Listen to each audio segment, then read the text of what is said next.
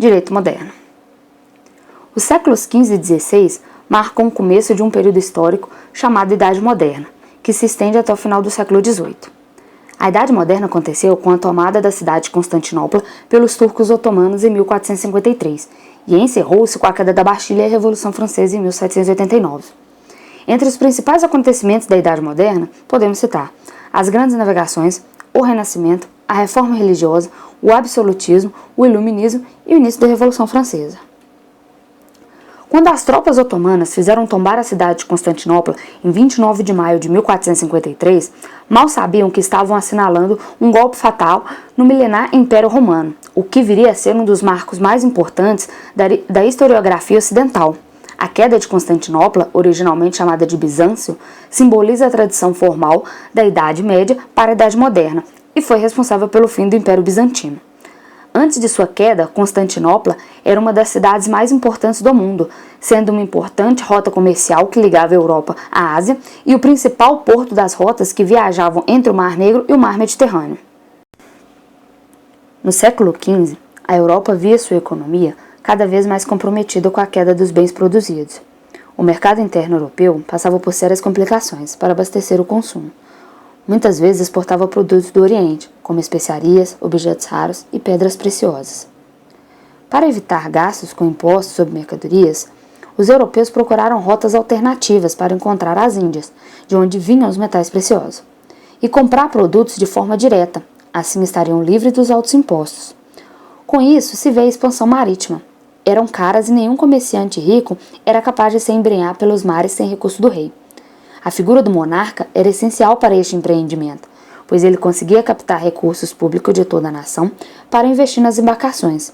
Assim foram criadas as primeiras bússolas e astrolábios para que os embarcadores pudessem se orientar. E um dos importantes avanços também foi a criação da caravela. A primeira nação europeia a realizar a expansão marítima foi Portugal, que nessas empreitadas acabou descobrindo outros territórios e novas possibilidades de atingir seus interesses. Outro país que teve acentuada importância na expansão marítima foi a Espanha. Dentre os principais fatores ligados à expansão marítima está o descobrimento do Brasil e da América, no final do século XV. Este novo continente foi crucial para que a economia da Europa se estabilizasse novamente. Além da expansão marítima, houve a mudança no modelo econômico, atuante que era o feudalismo para o capitalismo, o renascimento comercial. Assim, foi se estruturando um sistema comercial do capitalismo, a saber, o mercantilismo, o qual obrigava todas as colônias um rígido sistema de monopólio para restabelecer a economia da Europa. Os mecanismos econômicos mais usuais foram a prática do metalismo, mediação de riqueza de um país baseada na quantidade de metais preciosos que este continha. Pactos coloniais definiam as relações entre a metrópole, que era o país que o colonizava, e a colônia.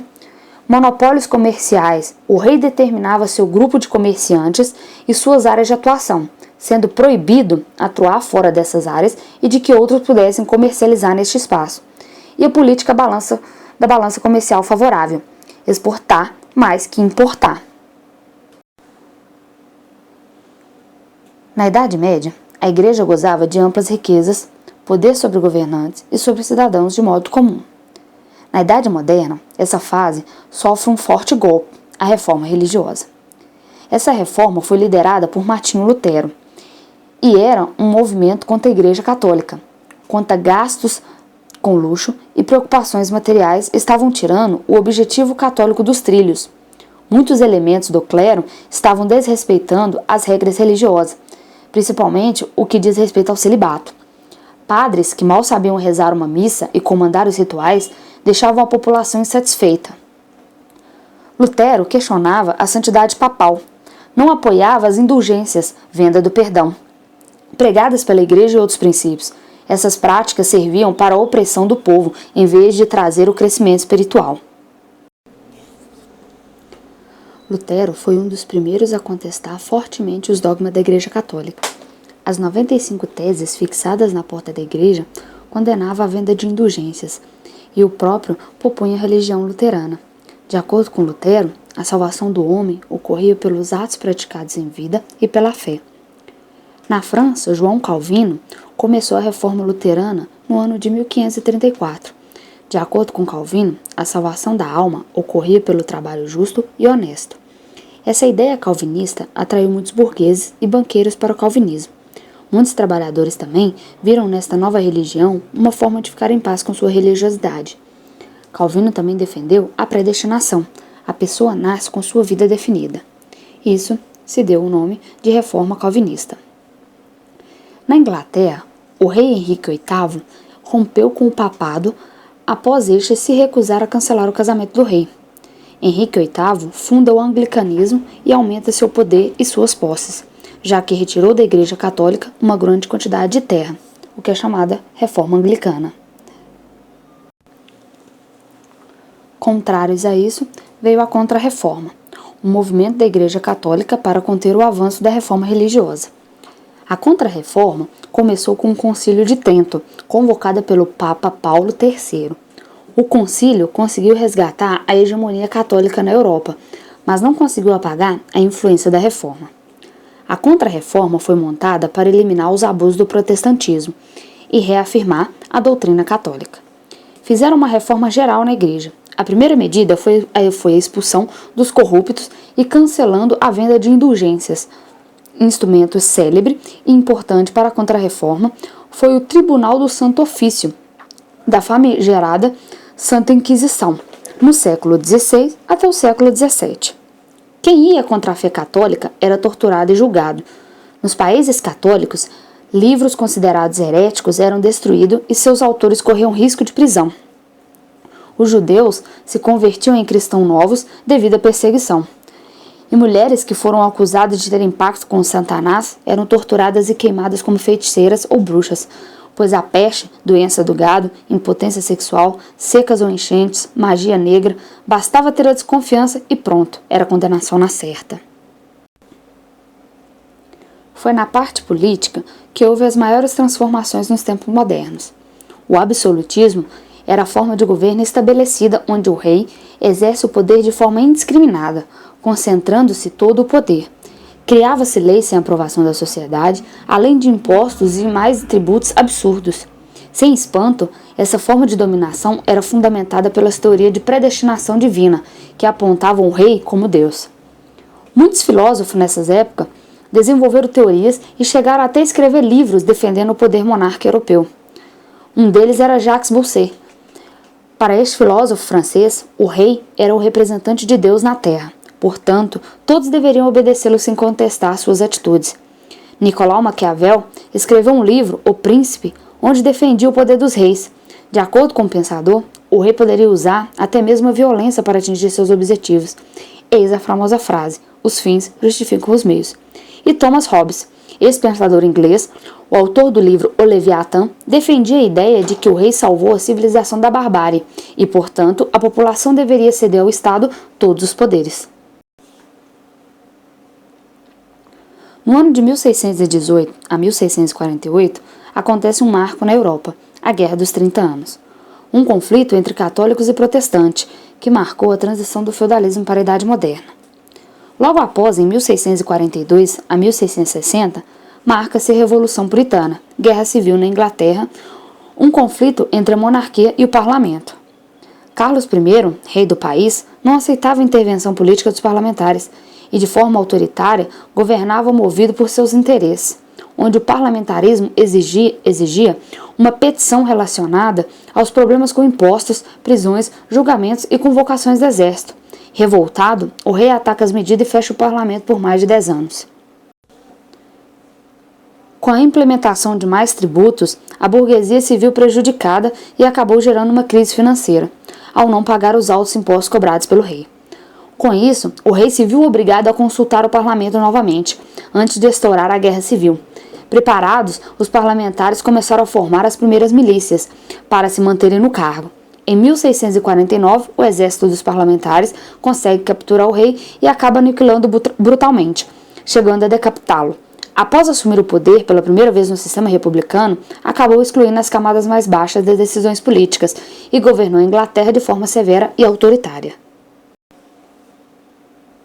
O fim do regime absolutista na Inglaterra se marca com a Revolução Gloriosa, ou Revolução Inglesa. Foi um movimento revolucionário de caráter pacífico, ocorrido na Inglaterra entre os anos de 1688 e 1689. Foi através dessa revolução que ocorreu a troca do absolutismo monárquico pela monarquia parlamentar na Inglaterra. O Iluminismo foi um movimento intelectual que surgiu durante o século XVIII na Europa, que defendia o uso da razão, luz, contra o antigo regime, trevas, e pregava maior liberdade econômica e política.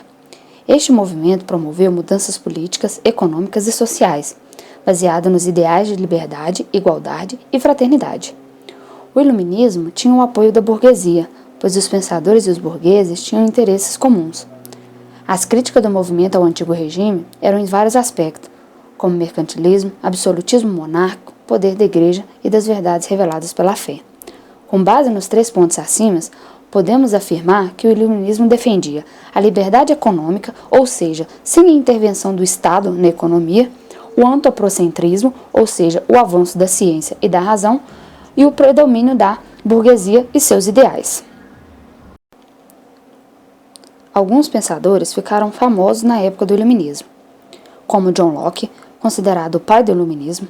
Voltaire destacou-se pelas críticas feitas ao clero católico. Montesquieu defendia a tripartição dos poderes, legislativo, executivo e judiciário.